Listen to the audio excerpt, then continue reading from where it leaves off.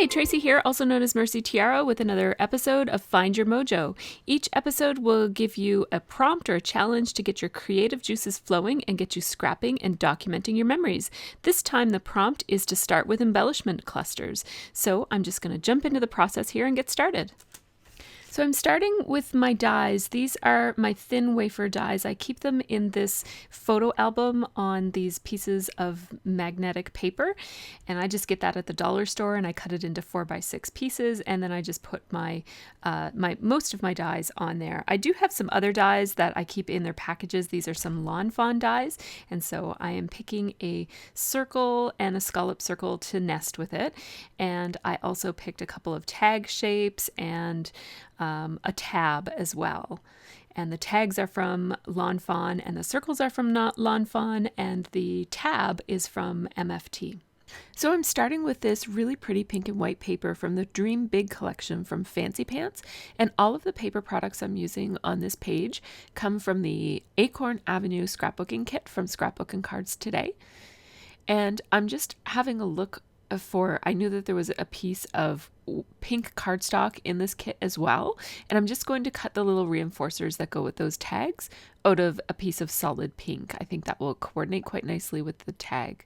So here we go. I'm using my Spellbinders Platinum 6 die cutting machine, and I just ran that through, and so I have two tags, two different size tags, and a stitched circle and also a scallop circle that I can... Oh no, I haven't cut the scallop circle yet. Sorry about that.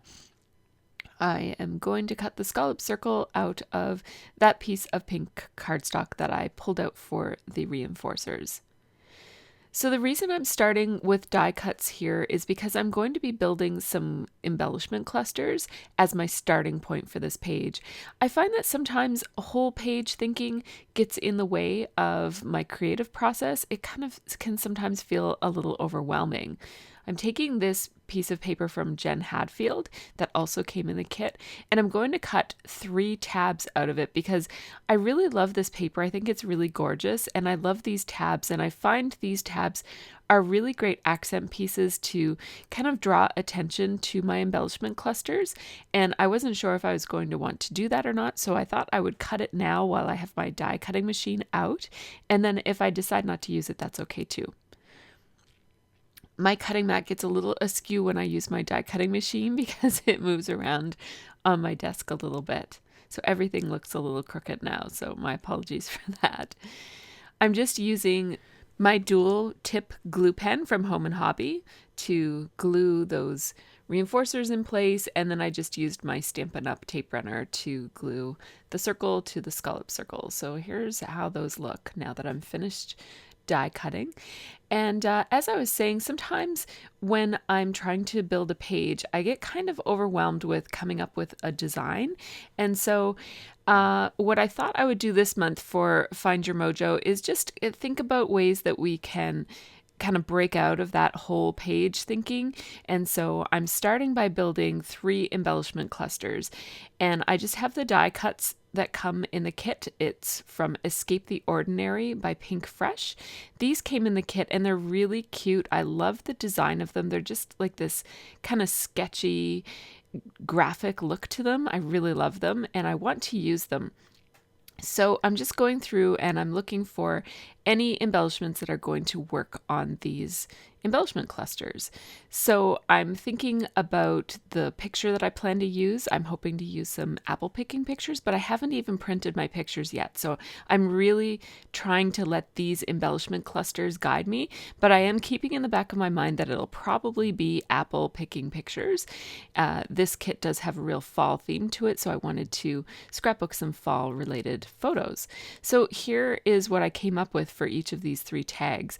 And as I make them, I chose 3 because 3 works really well on a page to make a visual triangle.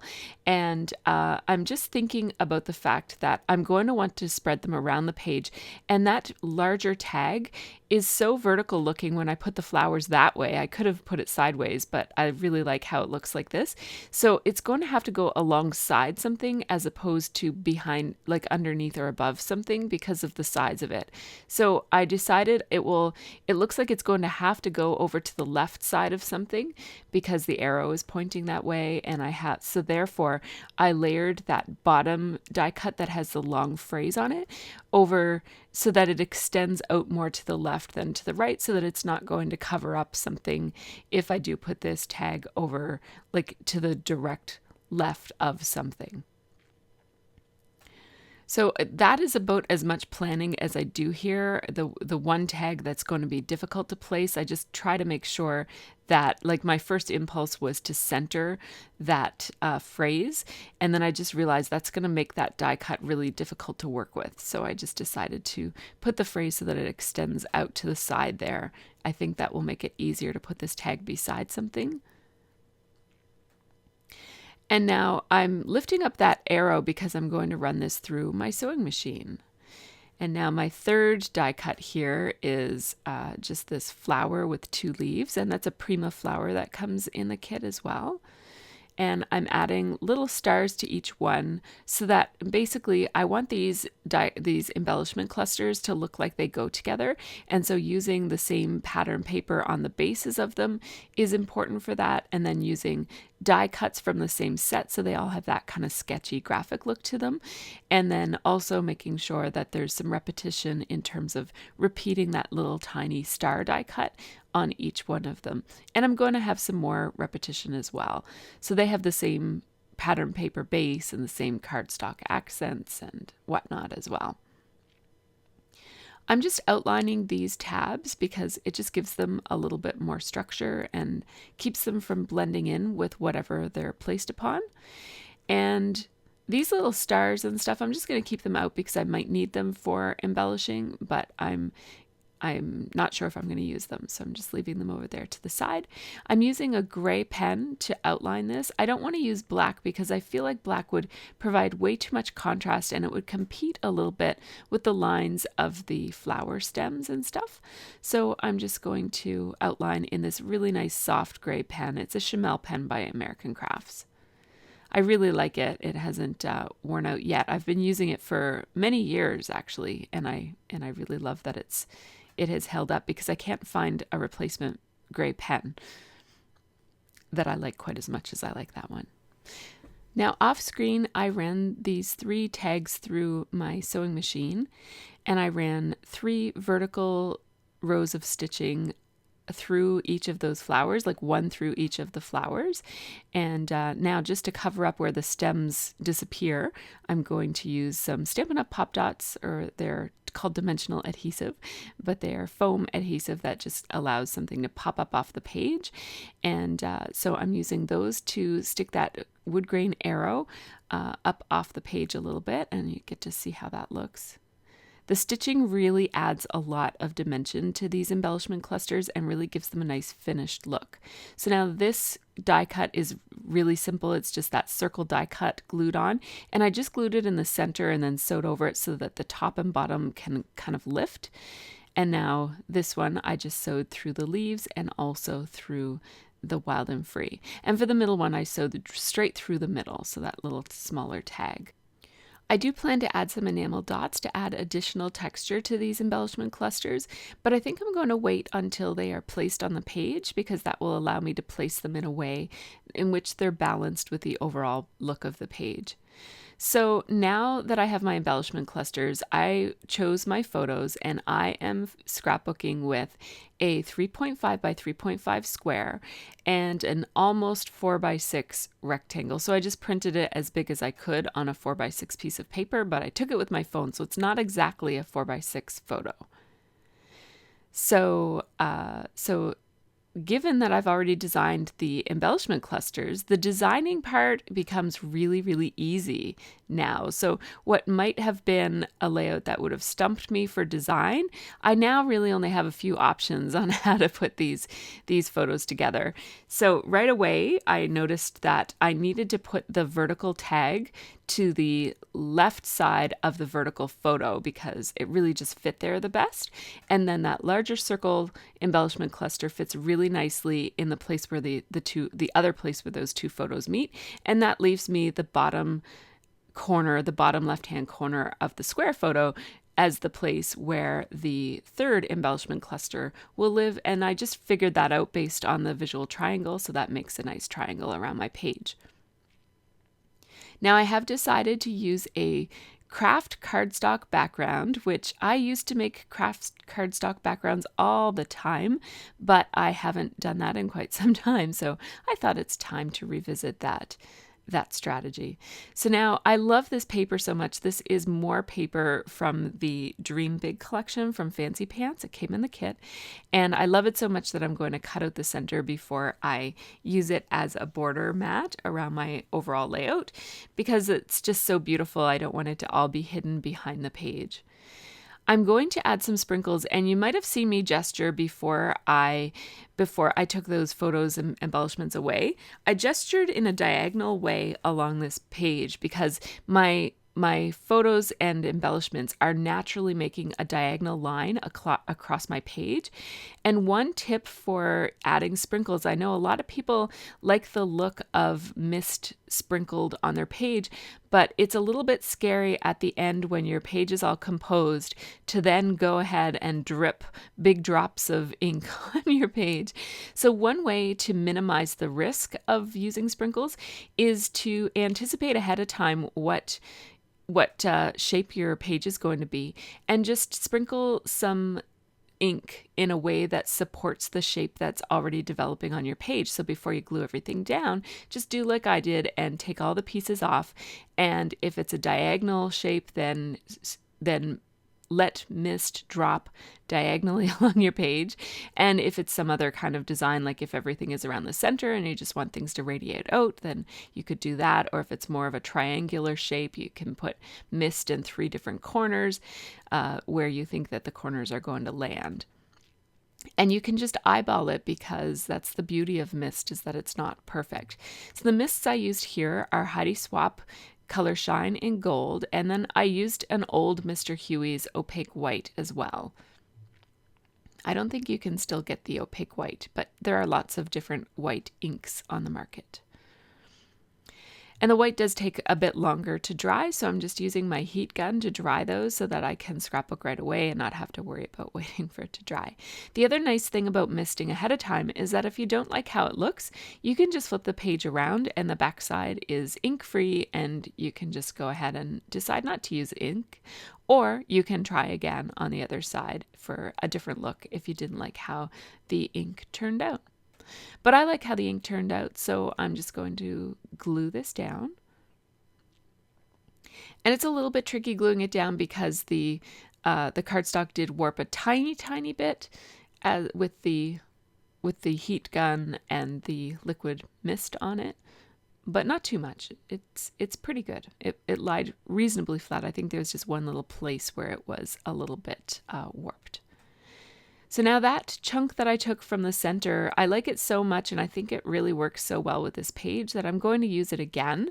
I want to put 2 horizontal chunks of paper that's basically going to make like a square mat for my photos. Not a perfect mat because the tag and the photo do extend up over top of it, but I really like how that looks, and I just kind of designed it on the fly. It wasn't an idea that I had ahead of time or anything. I just felt like I wanted something behind these photos just to give it a little bit more interest and to give the photos a bit of a home. Now you saw me take a picture of that with my phone before I took off everything and started gluing things down, and I do that a lot. It just helps me when I get things so that I like how it looks. It helps me to remember. Lately, I've really liked the look of splatters that overlap on top of your pattern paper as well, so I'm just going to add some more splatter following the same diagonal line, adding some gold splatter. And what I'm mindful of here is that most of this is going to be covered by the photos, and I think that I actually didn't bring enough of the gold splatter over to the right, because that large vertical picture, I'm just checking my photo there, and sure enough, that large vertical photo does extend almost to the very edge. So I just brought some more splatters over there. And I'm just dabbing it off with a paper towel very carefully. That just helps remove some of the liquid, but leaves the gold behind so that it dries a lot faster. Can't do that with the white, but with the Heidi Swapp Gold Color Shine, you can do that. My white is almost gone, so it takes a little bit of work to splatter that in the places I want it to land.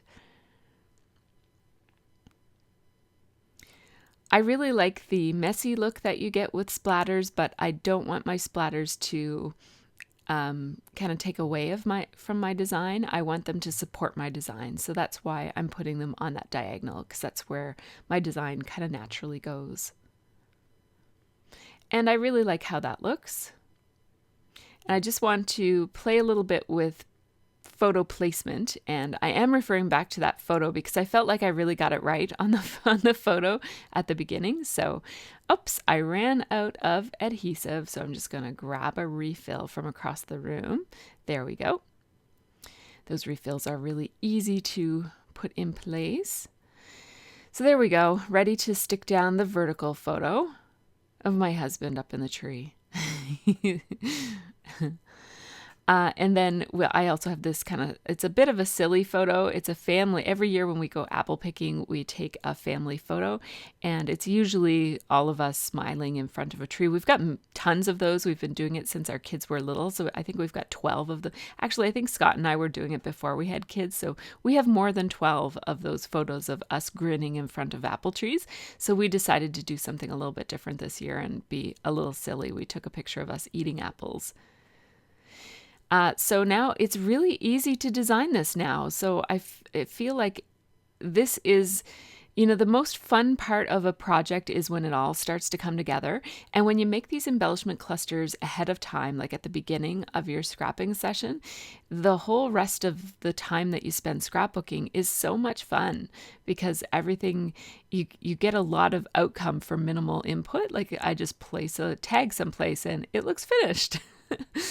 So here I am messing around with the idea of using these tags, these tabs that I told you about that I cut out of I showed you me making them out of the fancy pants. And I'm going to trim some of them down so that they fit in the places that I want.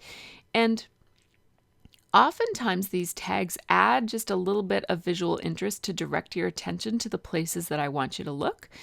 But I felt like it was a little bit too overkill. And I think it did look good, and it was doing what I wanted it to do. It was bringing your attention to those clusters, but I really like the clean feel of this page with just the craft and the pink papers, and I just felt like it didn't need it, so I decided not to use it. It would have been fine. Here I go again. I'm just gonna one more time think about whether I want to do this. And it does look nice like that. It adds a bit of richness to the page. And it is balanced like that. So I do like it. I'm going to leave those in while I compose my title here with these pink fresh letter stickers. They're wood veneer letter stickers that have been dipped in gold, the bottom of them, it looks like it's been dipped in gold. They're so pretty. I love them because you can put a pretty big title on your page and it doesn't take up too much space because it's very tiny.